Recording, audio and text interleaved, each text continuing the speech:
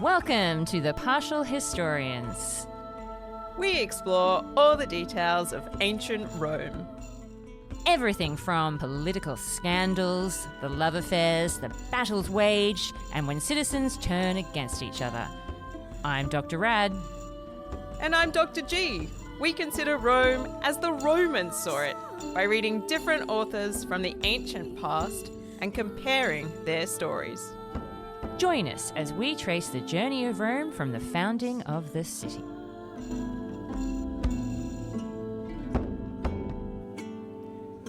Welcome to a brand new episode of The Partial Historians. I'm Dr. Rad, no longer afraid to say my piece. And I am Dr. G. Goodness knows what foreshadowing that entails. Well, I can definitely assure you there'll be lots of patricians and plebeians running around in this episode, so it's good not to have to worry about saying my piece. Thanks very much, Patreons, for the microphone buffery suck type thing. Ah, the pop filter. Yes, exactly. I can say however many damn peas I want now. Peas in ham, peas in ham, peas and carrots. Mind your P's and Q's, please. I never do. Just like the patricians. Exactly. Well, welcome, Dr. G. So good to see you again. Likewise. So we are hosting an ancient Roman history podcast, if you somehow managed to miss the introduction. And we are tracing the journey of Rome from the founding of the city. And Dr. G, I think this might be the last episode before we cross the boundary to a new century. Dun, dun, dun, la, la, la, la, la, la. I know. That's very exciting. It is. I honestly kind of got very comfortable with the 400s. I kind of felt like we were never going to leave. But time marches forward. Indeed it does. Before we get into 402 BCE, which is where we are up to, Dr. G, I thought we should probably recap on what was a momentous year in 403 BCE. Yes, now if memory serves, 403 was the start of what will be the introduction of Camillus. It was. I mean, it was very brief. We're touching at the We edges. touched on it, yeah, exactly. That's the big standout for me anyway. It was. Of few and fragmentary sources. Yes. I understand you're grasping at straws. Ouch. Yes, now look, 403 for Livy was certainly a bumpy year because we had lots of speechifying from Appius Claudius, of course, saying a lot of things that were, quite frankly, downright offensive. Typical Appius Claudius behavior, I would say. Yeah, and yet there was an element of pragmatism to what he had to say. I acknowledge that. But really, the reason why he was speechifying Dr. G was that there were enormous issues, once again, between the patricians and the plebeians, because we are, of course, still in the conflict of the orders. That situation. It will have to resolve at some point. Or will it? Yeah, and it's definitely the ongoing repercussions about this idea of soldiers serving all year round, the idea of military pay. These are the kinds of things that they are dealing with whilst waging a very long-term campaign against the city of Veii, which is an Etruscan place. Yes, and Etruscans, they're just to the north of the Romans. There's a lot of cross-cultural exchange going on, and there has been for a long time. But it seems that the conflict is coming to a head, as it were, in this period. So It is. We're seeing an escalation of the conflict. Yeah, it's been going on. It's been keeping us company, really, all throughout the 400s. You know, every now and then, just when we think things are getting peaceful, conflict with Veii appears again. Well, yes, and if you'll indulge me, Oh, I always am willing to indulge you.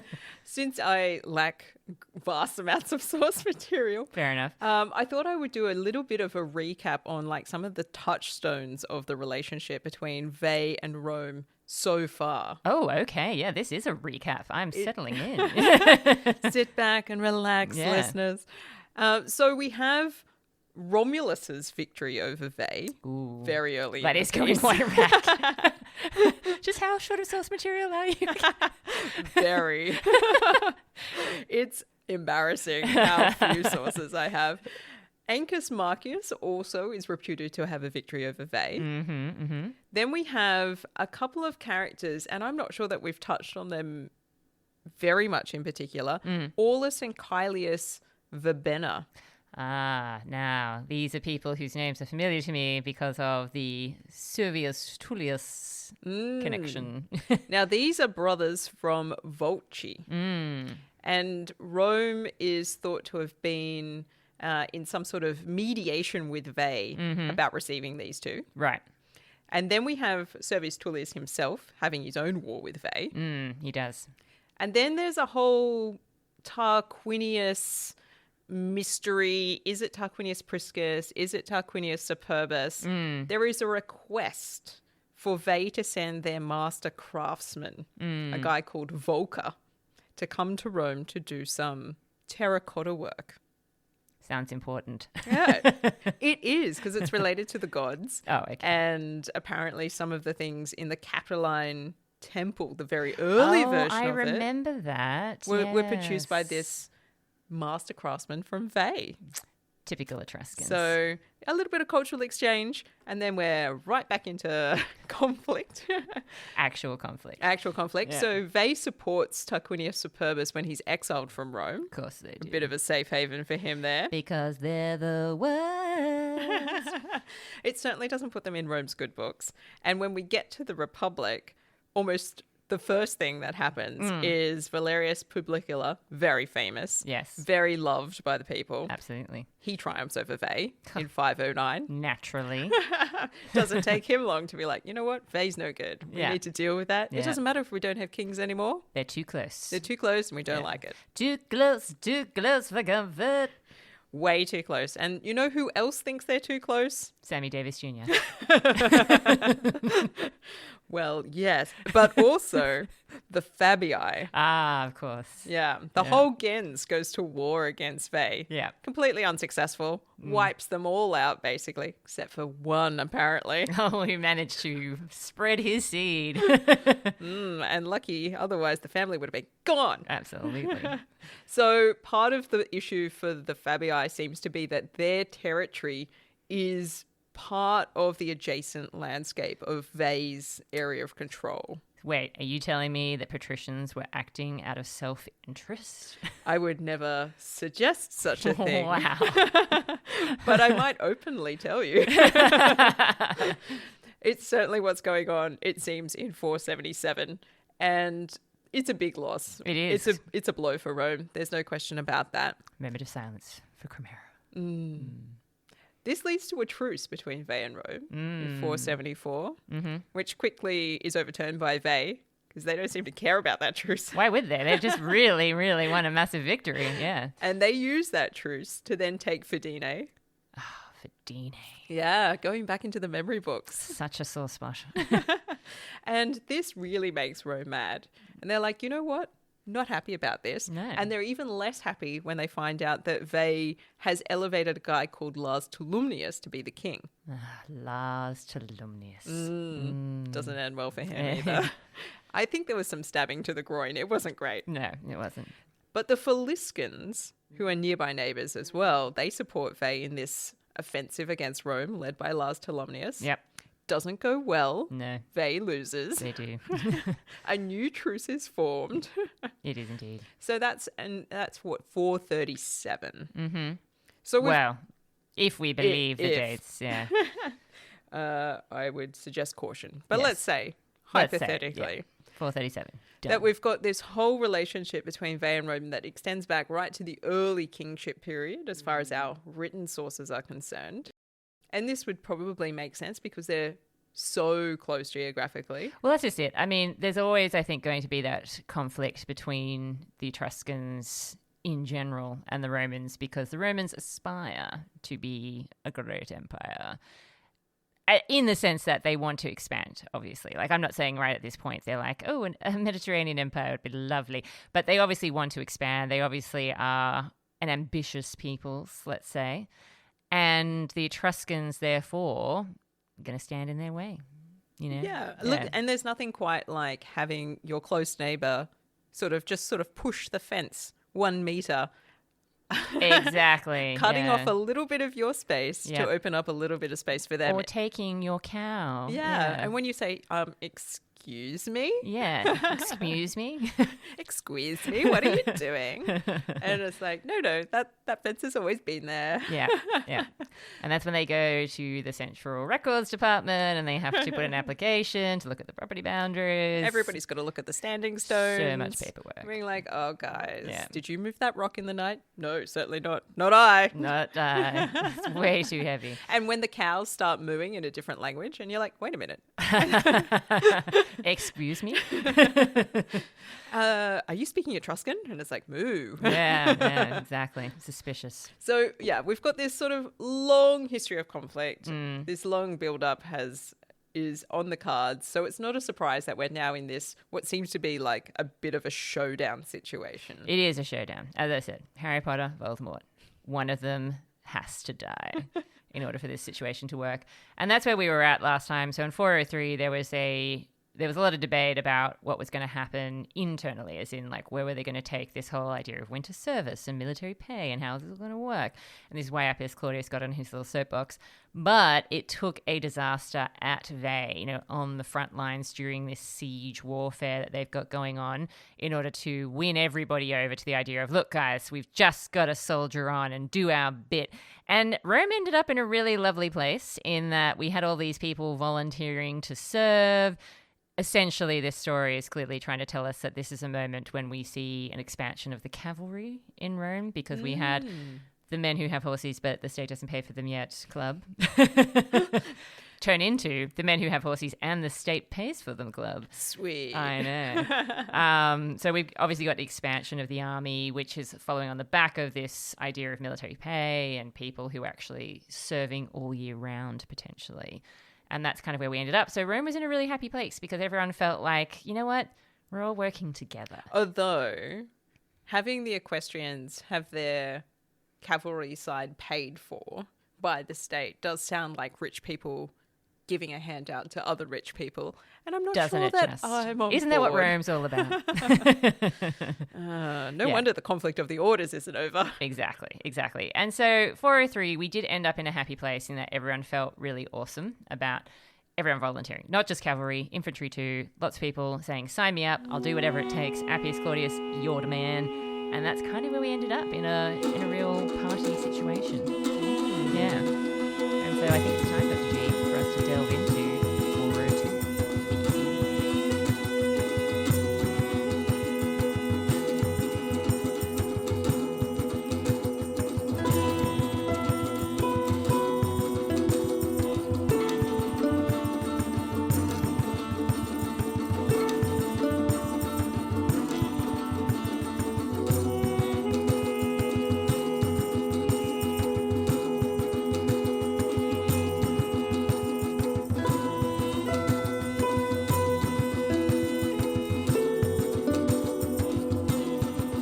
All right, Dr. G, given your paucity of source material, please tell me, who are the magistrates for 402 BCE? Thank you for this gift. It'll be the last time I speak in this episode. Listen carefully. So we have 6 military tribunes with consular power. 6, you say? Methinks Rome might be at war. It is an awful lot. Maybe too many. Anyway, we have Gaius Servilius Ahala. Ooh, one of our recent favourites. One of our recent guys. Yep. Previously military tribune with consular power in 408 and 407. He's back. It is. We then have Quintus Servilius Fidenas. This is the start of what will be an illustrious career. And clearly he has some sort of relation to the colony of Fidenae, I would say. One would assume so. Yeah. All the conquest of Fidenae. Exactly, yeah. Then we have Lucius Verginius Opiter Tricostus Esquilinus. Unusual name. Oh, well, see, this is why we're friends. I've written most unusual name. I mean, most of it's fine. It's that Opiter. That's Opiter is odd, and I don't think we've seen it before. We certainly have it. All the rest, totally normal. Yeah, and Opiter is A praenomen. So to give the full extent of his name, he's Lucius Virginius, son of Lucius, grandson of Opiter, Right. Tricostus Esquilinus. So Opiter is the name of the grandfather. And you would think, well, that's odd because the praenomens follow a very sort of specific pattern. There's not that many of them. We haven't encountered an Opiter before. We have not. What's going on? Yeah. Now, we have a very late source called the Fragments of Praenomens, Oh, okay. which is amazing. I've never heard of it before. Tell me more. The Fragmentum de Praenominibus. Ooh, well done. Well done. Yeah, thank you. Tripping over my Latin wherever I can. And the suggestion there is that Opiter is the name given to a son whose father had died, but whose grandfather still lived. Wow. Yeah, this is a sort of complicated scenario where the first generation is missing somehow at the birth of the child. Yeah. But I don't know why that would necessarily... Lost in action, yeah. So now you have to call... So whatever happened in this family line, the guy called Opiter is the guy who must have been born without his own father. Right. Having been alive at the time. It's quite a family history in that name then. Yeah. And a twist. Plot twist. Yeah. Not everybody lives. Disaster. So we might see some of those sorts of names coming up again, but it does tend to be quite unusual. I'm intrigued, yes. Likewise. We also have Quintus Sulpicius Camerinus Cornutus. Sounds like a delicious ice cream treat. What flavour would you like? Camerinus Cornutus, of course. Exactly. I love a cornutus in the summer. This guy is also new to the role, but he does have form. There is a bit of a legacy with this family as well. I don't think we've seen a Cornutus for a little while. No, I don't feel like we have. And I probably should mention, Dr. G, because I'm assuming that Cornetto ice creams are found worldwide, but they may indeed just be an Australian delight. So I'm just going to say that that's what I'm referring to. I believe they're at least in the UK, but... Yeah. For anyone else who lives in a non-Cornetto land, I apologise for my in-joke about ice cream. If you do not have Cornettos, please like, share and subscribe and tell us. Exactly. All about what ice creams you do have. Exactly. We'd be love to know. So the chief legacy of the Cornetto is that it's about eating the cone as well as the ice cream. Exactly. And you think to yourself, that's not special. But somehow when you're a child, that's very special. It is. Yeah. So the Cornutoi, or Cornutii, I suppose I should say, go back to the regal period. Okay. One of these guys' ancestors is somebody who was conspiring to restore the Tarquins back into power. Super. So we're talking an arch-conservative family. Yeah. Uh-oh, you're in trouble. And then, jumping forward 50 or so years, another Cornutii was one of the decemvirs. Oh, my gosh. So the form is strong with this one. I just threw up in my mouth a little bit. Ooh. Let us not go back to those dark days. No. I think, God, what did that take us? Like 20 episodes to get through the December, which apparently lasted for 2 years. Disaster. Yeah. This is what happens when you make a mess out of the political situation, guys. We have to spend ages trying to figure out what's going on.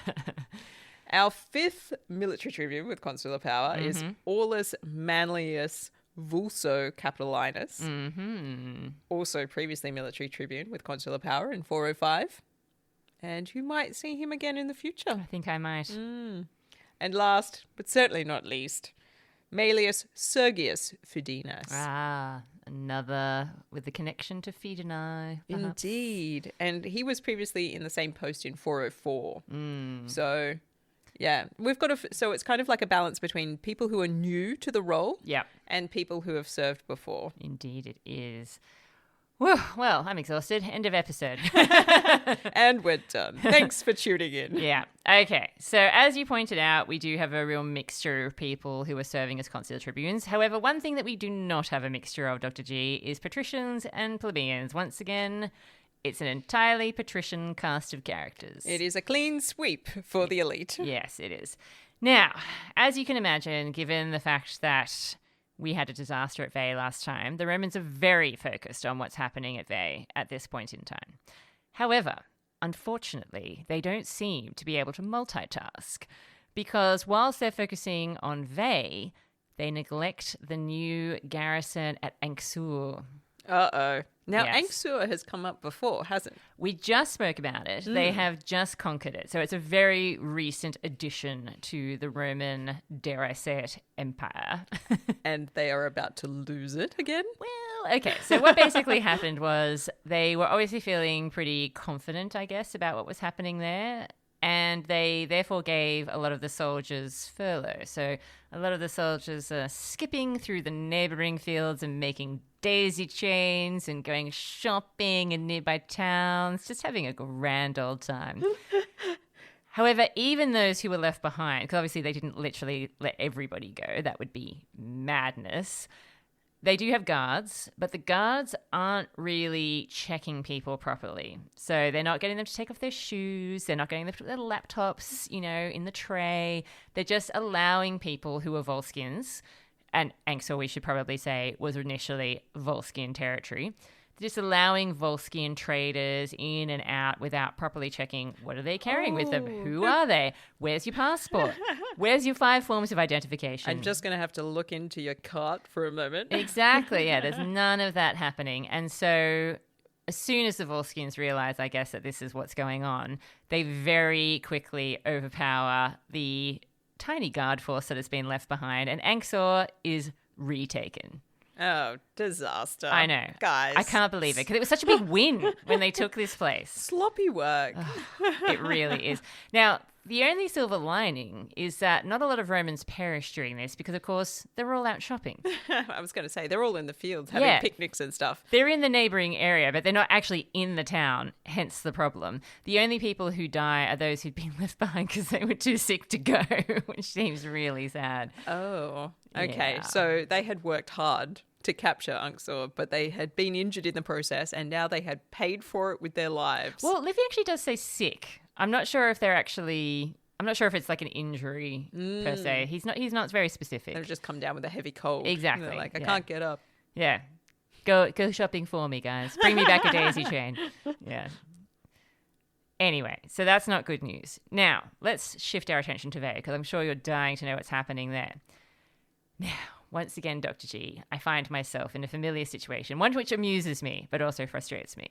And that is that the commanders who are in charge at Veii at this point in time seem to be far more preoccupied with outdoing each other than in actually defeating Veii. And we have seen this a number of times with our patricians. I was going to say, this is part of the trouble of being part of the elite, is that your primary focus is one-upmanship. Yeah. It is not the good of the state. No, it isn't. And this is very evident. So basically not much is happening at Veii because they're just like looking at each other going, what are you doing? I don't know. What are you doing?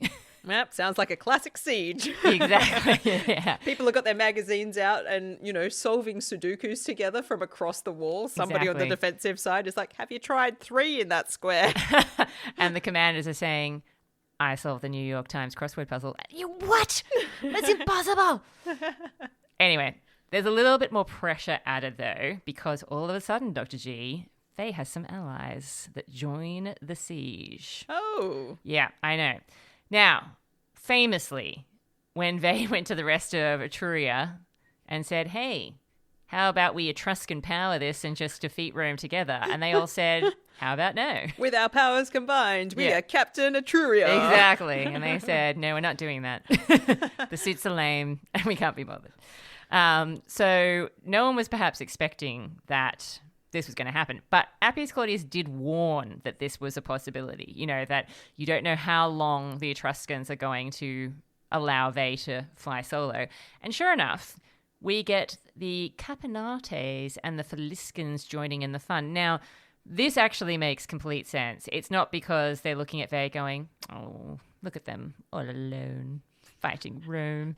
It's because they are relatively close to Veii. I was going to say, yeah. Is it because they're the next dominoes to Exactly. fall if Veii falls? They've put two and two together. It's taken a couple of years, but they've gone, wait a second. Hold up. If there's no more Veii, that means that the Romans are going to be looking at us. Veii is a great buffer place. Yeah. We should probably retain that. Exactly. And they suddenly realize this. Now, I actually do have a map, which is uncharacteristic. I was going to say, goodness me, Dr. Rad. Because I knew you were going to say, where exactly are these places? Yeah, because I certainly haven't looked them up because I don't have enough source material to know that they were even mentioned. Well, look, I'm glad I had a map because it's really difficult to describe this. They are north of Veii, like directly north of Veii. So it is literally a domino effect that we're talking about here. Yeah. I knew it. They're slight, like the Capenantes are probably slightly northeast, perhaps, but essentially, if Veii falls, you can totally see that they are the next in line, and the Faliscans are just a little bit beyond them. All right. So they both have a pretty vested interest in making sure Veii has a high level of defense and gets through this siege unscathed. Yeah, absolutely. Now, in terms of who these people are, obviously we don't have tons of information about them, but they seem to have spoken a dialect of Latin. Oh, intriguing. I know, right? This would make Veii then a cultural outpost amongst Etrurian cities if they're surrounded by Latin speakers. Dialect of Latin. I mean, I don't know how close I don't know how close we're talking, but yes, yeah, it is interesting certainly. But it just speaks to the melting pot that is this region where Etruria and the Latins are meeting. Yeah, definitely. Yeah. Anywho, now the Romans already did not like the Faliscans, which I think is a shame because I find their name delightful. But this is because they had fought on the wrong side in the fight over Fidenae, which you mentioned in your recap. Mistakes were made. Now, what this means is we have got reinforced troops massively hitting the Roman camp, okay? The Romans are scared out of their little tunics because this is completely unexpected. And it seems like the people of Veii weren't expecting it either. Like, the Capenantes and the Faliscans literally just, like, rock up and they're like, let's do this. I got to get home before my slow cooker goes off. Yeah. Now, where they hit the Roman camp is right where Manius Sergius is commanding. Awkward. Okay. Yeah, okay. They think that maybe this is a sign that all of Etruria is uniting against them now, which would be terrifying. It's a sign, guys. Yeah. They're all coming. It's just these ones got here first because they're the closest. Because they're closest, exactly. Now, the people in the town of Veii also feel their morale rising because they're also like, oh my God, is this a sign that all of Etruria is uniting against the Romans? So everyone is having very strong emotions about this scenario here. Yeah. And it basically means that the Roman camp is being attacked from two different sides. It's never a good sign in a military situation when you've got to defend against two frontiers. Exactly. Anybody who studied any warfare is already being like, it's not looking good. Don't be surrounded, yes. Now, this is obviously totally surprising, and so the soldiers are really struggling with this sudden scenario, and they're not really dealing with either attack very well as a result. It's, I think, a bit of a scramble, if we're being honest. I was going to say, and it's like, it takes time to put down your crossword and put your breastplate on and get yourself in formation and think about whether it's going to be a tortoise or whatever. Yeah. So this particular camp, they're hoping that the Romans in the main camp will see what's happening or find out what's happening and send help. Stat! Then they would be able, with their reinforcements, to deal with the fact that they're being attacked from completely different directions. However, the main camp is under the control of a different military tribune with consular power, one Verginius. Okay. Now, Sergius and Verginius, these are our military tribunes with consular power that have major beef and hate each other's guts. Oh, no. Why do we think that is? Or does Livy give us some rationale here? No, just that they hate each other. It's just the way it goes when you're a patrician. Some of those guys you can't stand, and some of them are your best friends. Exactly. Now, back in the main camp, Verginius does hear about the danger that the Romans are in, but he refuses to do anything about it, saying that, look, if Sergius needs help, he'll ask for it. I'm not going to send help if he doesn't ask for it. He can handle it, obviously, up until that point, but he has to ask. Sergius refuses to ask for help because he does not want Verginius stealing his victory. He would rather lose than have Verginius come to his rescue and win. Oh, well, Sergius, I hate to break it to you, but that's hubris, and I don't know if it's going to work out for you. It is not going to work out. So I think this is where Virtus, this idea of Roman manliness, which is all about the courage and being on the front foot and doing it yourself and all of that kind of stuff, gets twisted potentially into some dangerous behaviors. Just ego. That may not play out very well. Yeah. So basically, we have the most hideous sandwich situation I've ever seen, where Romans are being attacked on either side. They're just being slaughtered in the middle of these two attacking forces. And eventually, they just have to give up and run. Oh, no. Yeah. And the central camp has done nothing. Done nothing, because they've been waiting for a specific request for help. Lame. Yeah. Now, only a small amount of those who manage to run away actually make it back to the main camp. The main part of the army that manages to get out, plus Sergius, they run back to Rome. No, fair enough. I would probably do that as well. Be like, guys. Yeah. Now, the advantage of this happening is that Sergius then throws Verginius right under the bus.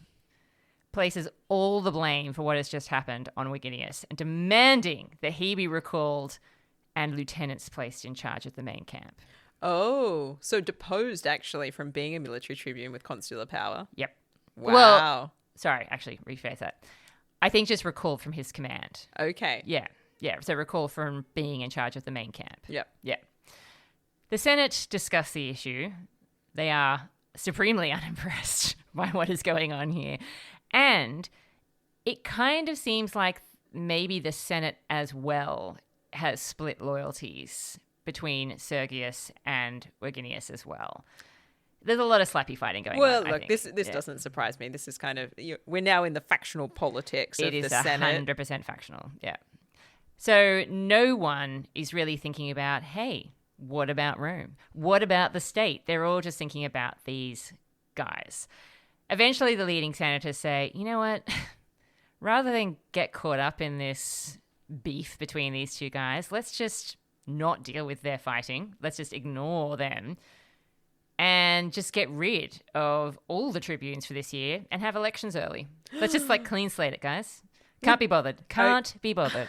Okay, but is the consequence of this that they would recall all of the armed forces that are sitting under those military tribunes that are outside Veii?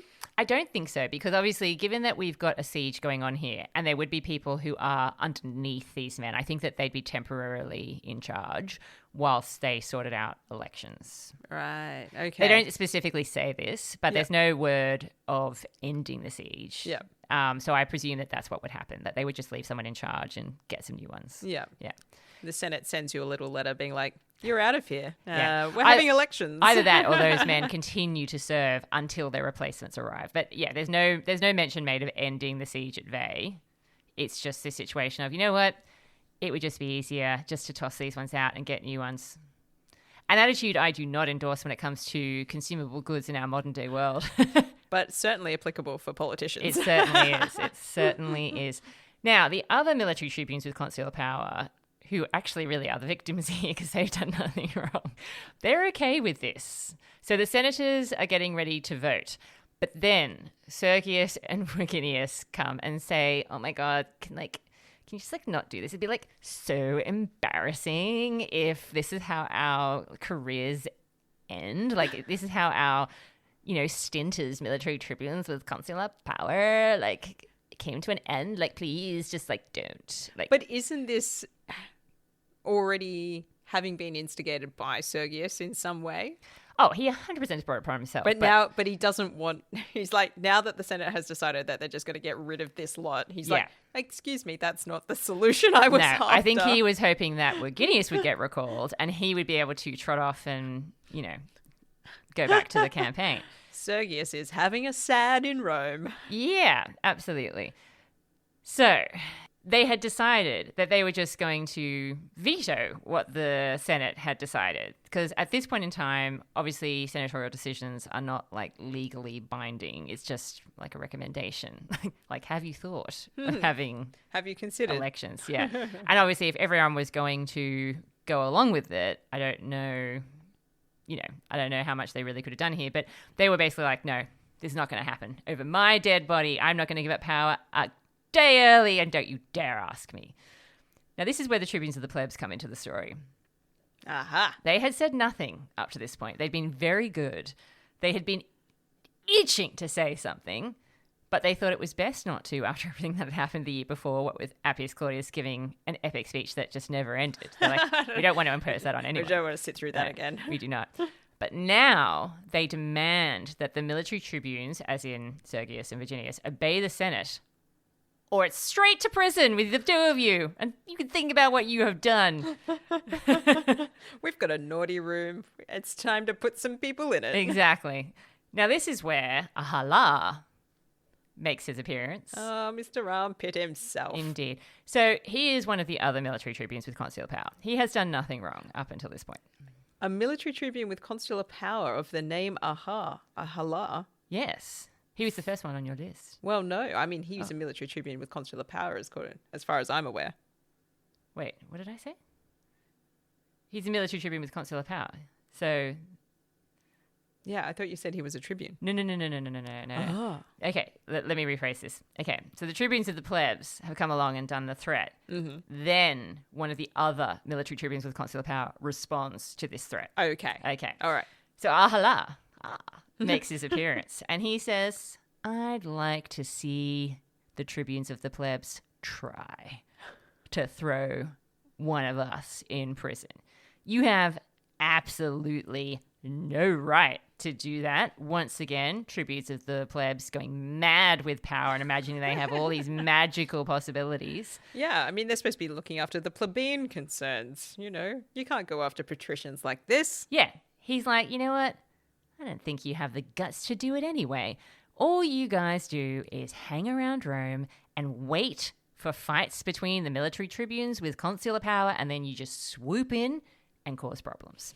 Right now, if you keep making this an issue, Ahala is prepared to name a dictator. He'll name a dictator right now. Ooh. And then the dictator can do whatever the hell they like, and the tribunes of the plebs can't do nothing about it.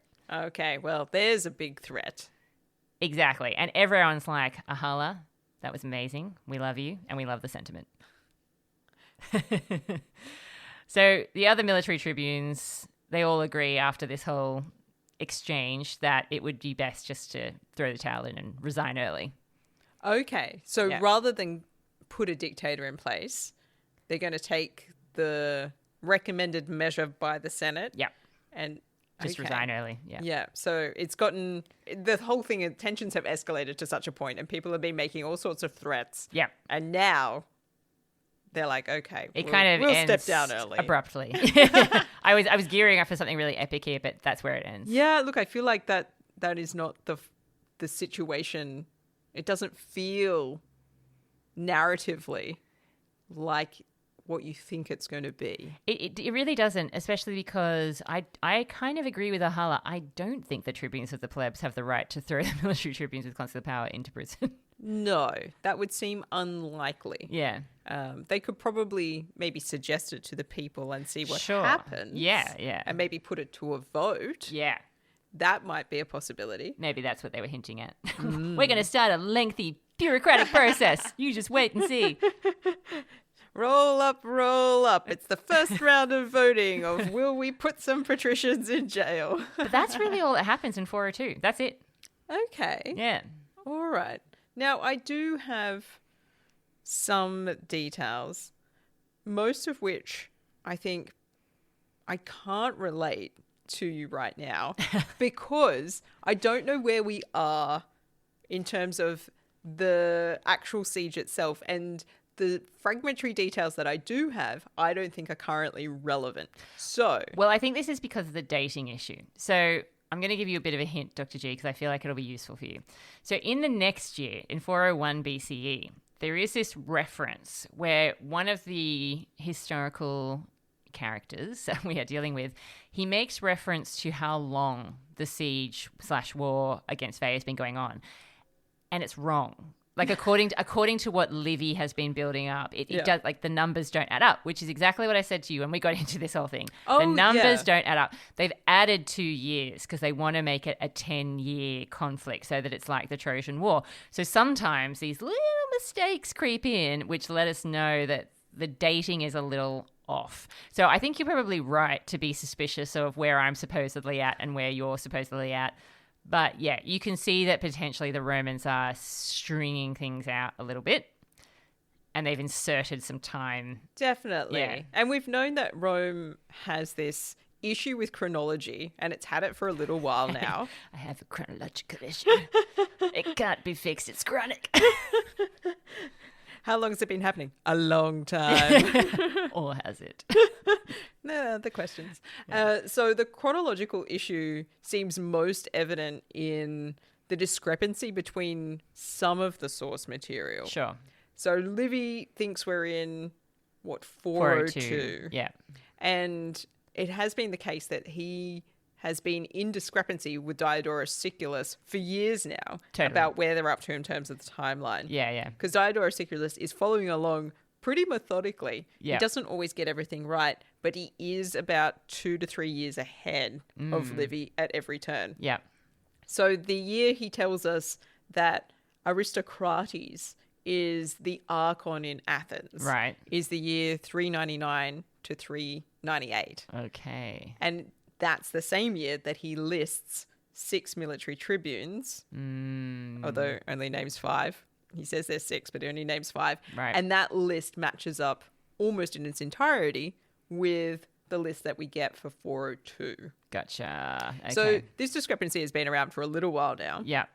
But we don't know how to resolve it. And the Romans don't know how to resolve it either. No, definitely And there's not. obviously that really attractive 10-year Homeric element to the siege of Veii, which you've mentioned before as well. So there's a literary reason for why they want it to be 10 years. Oh, yeah. And look, I would say this also has something to do with like family traditions as well.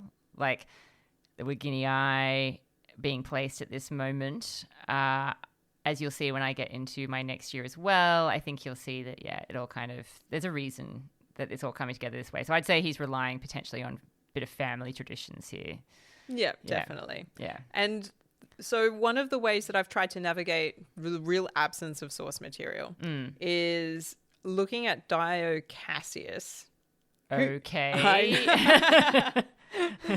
So a small segue. Dio Cassius, dear friends of the podcast. Yeah. This is a 3rd century CE historian. So hang on, let me think. So that means that he's like, let me think. That means that he is about 600 years? 600 years out from... Yeah, so does he know what he's talking about? We don't know.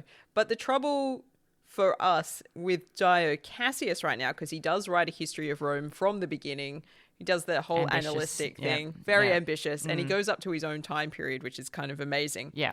And we have good chunks of Dio Cassius, but not for this period of the history.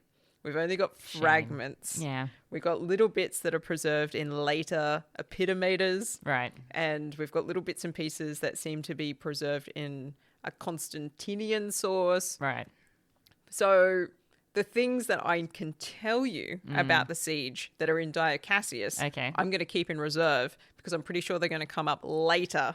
I would say so, yes. And I'm not going to mention them now.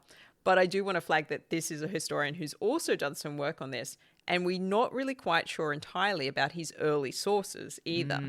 We're not certain that he's reading Livy or basing everything that he's written about this period from Livy. I was going to ask, because obviously Livy would be an obvious source because he's earlier.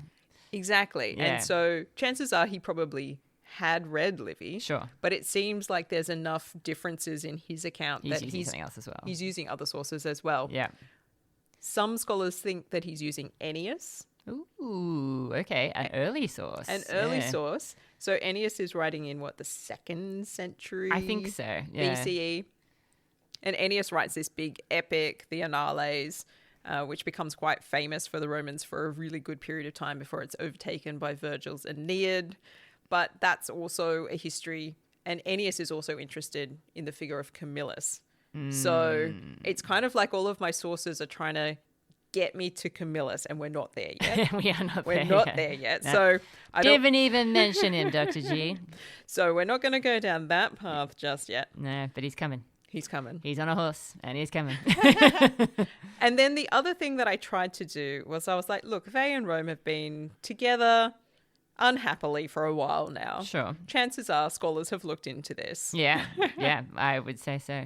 And then I was like, what would be interesting to know is something from the archaeological record. Ooh. Because we have lots of Etruscan tombs. That's what is most famously preserved. Absolutely. But there are other elements of the archaeology that still exist. And even though Veii is very close to Rome and is kind of subsumed into Greater Rome these days, there is a lot of excavation work that is happening on the Etruscans in that area. Right.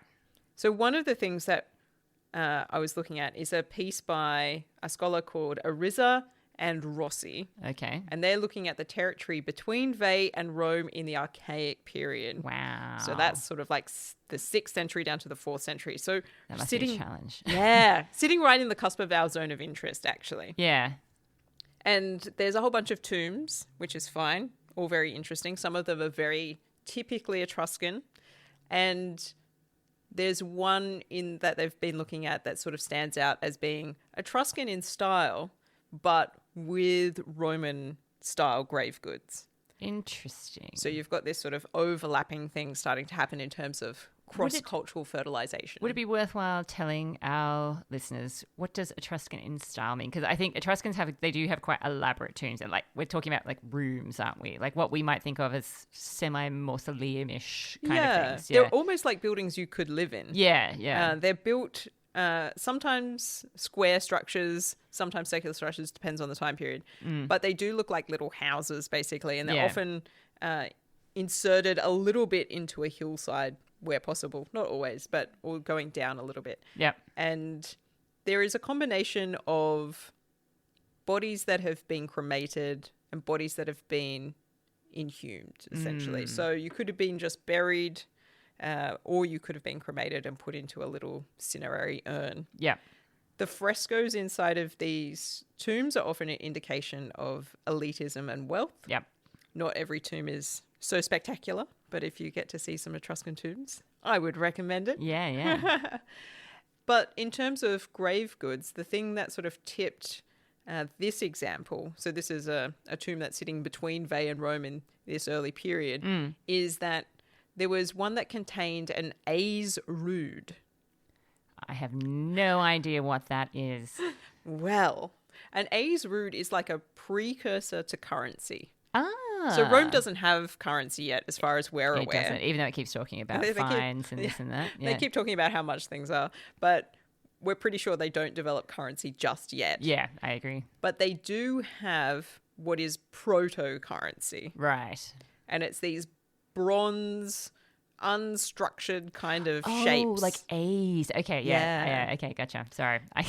It's just my pronunciation. No. I'm visualizing it now, and I get where you're coming from. Yeah. They're kind of slightly rectangular, but they're also they could kind of be any shape really, but they're not a coin. Yep. It's all done by weight. Yes, of course. And so metal content. Yeah. You slap down your bronze. Yep. And you're like, what about some of this? Yeah. And somebody's We're still in the Bronze Age, baby. You're like, I'll give you 10 sacks of grain for it. So there is a trading proto-currency happening. Yeah. One of these is found in one of these Etruscan tombs. Okay. But they're thought to be distinctly Roman Latin in its sort of origin. Yeah. The other thing that's happening is that we've got defensive locations that they've found. Yeah. Which appear to be on Veii's side of the Tiber. Ooh, okay. Yeah, so Rome's on the south side of the river, Veii's on the north side. Veii's already in the more strategic position, if you like, because they could just hop in the river and float down following the current. Rome can't be happy about this. Row, row, row your boat. Yeah, for Rome to go up the river, mission. Yeah. For Veii, they're just like chilling out. Yeah. On their floating device. Maybe or this whatever. is why the Romans are always so agitated. Possibly. Yeah. A little bit angry. But on this north side of the Tiber, there's a couple of spots where there's really clear defensive locations that date from this sort of 6th to 4th century BCE. One of them's at a place called Colle Saint Agata, which, if you're in Rome, for the Romans listening, is now where the San Filippo Neri Hospital is. Okay. It must be on the top of a hill. Note to self, yeah. And another spot called Acqua Freda, which is near the Università Europa di Roma. Ooh. And so both of these are on hills. They've got like a defensive wall, and they've also got some rudimentary substructures of drainage. Interesting. So there's ditches and moats and things like that. Yeah. So using the hill as it's like a hill fort situation. Yeah. Okay. So basically, the archaeology supports this idea that Rome and Veii were in conflict at around this time. Definitely that there is a sense in which there's a defensive policy coming from Veii. Yeah. And that is presumably in response to the offensive stuff that is coming from Rome. I always thought Rome spews out offensive stuff. Yeah. And the other thing that we see in the archaeology from this period is that there tends to be a cluster of sort of farms around the edges of the salt flats, which will ultimately become Ostia. Right. So Veii is already in control of that area, it would seem. Ooh, no wonder Rome wants to get their hands on it. Rome all that is salt. itching. Yeah. Itching. They're feeling salty. Think of all the fish you could salt with that. Exactly. Yeah. And so lots of defensive structures in places today known as Malagrotta and Monte Stellonara. Okay. Which, again, that's for the Roman listeners. Yep. So many of you. Get out your maps. Ciao. Google it. Ciao, Antonio, Laura. So, yeah, there is this sense in which Veii is doing a whole bunch of things in this point in time, and over those centuries, getting more defensive, and Rome probably becoming more offensive in response, or Sorry, it's never going to stop amusing me that you call Rome so offensive. So offensive. So offensive. And I think that's my contribution to this episode. Look, that's an amazing contribution because archaeology is just so not my strong point. And also, knowing where things are in Sydney is challenging enough for me. Rome is a whole other level. I did have to do some specific mapping exercises to try and figure out where things were. Yeah, well, anybody who knows me knows that I get lost going to places I go literally all the time. So I'm glad, out of the two of us, I'm glad that was you. I was just proud of myself for actually having a map this time. I was going to say that was very impressive. I know. Thank you very much, Guy Bradley, for that fabulous map. Anyway, well, Dr. G, I think that's probably a good time for us to wrap up. You know what? Turns out I lied. I think we're going to need another episode for 401, and therefore it is time for the partial pick.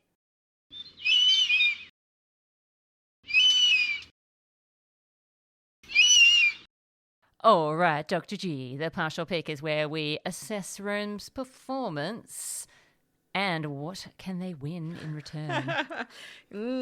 Can they get 50 golden eagles? Let's find out together. Indeed, let's find out. What's our first category? Military clout. Ooh, that's rough. I feel like that's a 0. They lost Can we take off points that we've given them previously? I don't think so, sadly. That is a horrible way to mark. I refuse to do it. Yeah. They lose Anxur. They do. That's a problem. That is a problem. They don't support their own troops when they clearly need help, even though somebody didn't ask for help. Yeah. Oh, God, this is such a mess. Step up. Such a mess. We have Romans running away from a siege. Well, I mean, if they didn't, they were going to get doing. killed. Yeah, they were going to get killed, yeah. It is quite clear that is what is going to happen. Yeah. Problems. I think a 0. I agree. Yeah, okay. What's our next category? Diplomacy. I feel like no. There's just no. There's not even internal diplomacy if there is such a thing. But there is not. There is not. No. Expansion. Definitely not. They've again gone backwards. Oh my God. Honestly, it just makes, when you do things like this year by year, like episode by episode, it really makes you realize, how the hell did they ever get an empire? I mean, I have questions because we're 0 of 3 and we've only got 2 categories to go. Could this be the episode where Rome gets 0 golden eagles? Oh my God. You know what? The only consolation I can give them, if that is where we're heading, is that it's probably a made-up year anyway. Like, as in, Livy's probably padding the narrative. I mean, like, obviously 402 existed, but whether it existed at, you know... In this way. This way, that's the question. We've got questions. We do. Virtus. Nope. No, again, it's like the reverse of Virtus. We've done a reverse Uno on Virtus for this year. Yeah. And the citizen score. I feel like it would be not great. It can't have been great, can it? No. Because, I mean, first of all, you've got the Romans who were sick in Anxur and they get killed just for being there. And they've only been there for, I actually checked, it was 406 that they took Anxur. So they've been there for a few years. That's it. Okay. Yeah. And that's if the chronology is right. It might be like, it might be the very next year that this happened. Yeah. Who knows? So they've been sick for 4 years. Yeah. Well, that's why I said to you when you were like, are they injured? I'm like, I don't think so. It's been a few years now. But okay. So there's Romans living in Anxur at this point in time, and some of them are unwell. They don't make it out and they get killed. Yeah. All right. So that's not great. That's not great for citizens. No. And then you've got what I feel like has been overlooked in this patrician back and forth, ambitious, I'm so good, blah, blah, blah. If he doesn't ask for help, I'm not helping him. Yeah. Well, it's plebeians out there getting killed on the battlefield. Absolutely. Yeah, so I think it's 0. So there you go. Choking in your glee. My goodness. Well, there you go, Rome. It's possible that the greatest civilization, so great that men think about it every day, multiple times a day, got 0 for being a total loser in 402 BCE. Oh, well Dr. that G, takes the cake. Look, I think that, again, I'm going to silver lining this situation. If this teaches us nothing else, it's that there is a point to taking off your shoes at the airport. That's all I can take away from this. I mean, somebody's got to uphold security. Oh, and okay, wait. Here we go. After school special. Here it goes. You need to learn to ask for help when you need it, Dr. G. Ooh. It's not a sign of weakness. It is not a sign of weakness. Although, in this particular case, militarily, I guess it kind of was, but... Well, no. I mean, like, as in, you know, Rome wasn't doing so hot, but they had reinforcements there, so, like, they weren't, like, permanently weak. But, yeah, certainly, in terms of individuals, you know, you've got to step up and acknowledge, I need help. Well, and look, and all I can say is I hope it gets better from here because this is a real low point for Rome. You know, look, I feel like there must have been probably another year where this happened, but I can't think of it off the top of my head, so I'm going to go and have to check. I was going to say, I don't recall, but, you know, we've done so many episodes now that maybe my memory is on the fits as well.